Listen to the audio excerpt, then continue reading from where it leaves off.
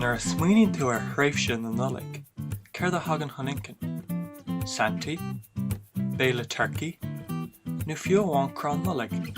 Well inne, fis roimuid cén bhunús a bhaineann leis na crainte seo agus an stair a bhaineann leo.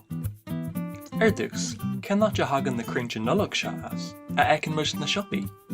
In éireann, thagann forwardómh, ba fearm Crainn Nollaig cail an chuoch i Mbealach Lia. Thosaí an tradiisiún crainte Nollaig a chuir suas a dtithe, os cían 2,000 bliain ó shin leis na págánaí.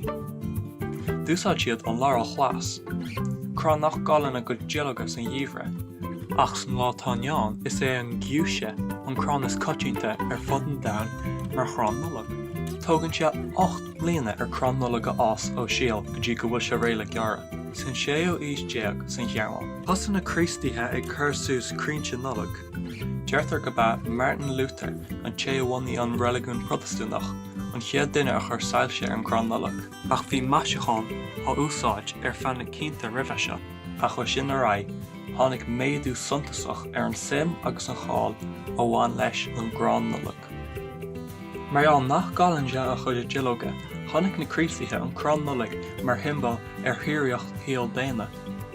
Chonne an fás seo ag méadú tharama ar fud an domhan, agus is ins na 60 agus sa 70 ó bhain an Crainn Nollaig amach an stadas agus aitheantas atá aige ar fud an domhan inniu, mar teann na nithe is lárnaí i gceilre an Nollaig.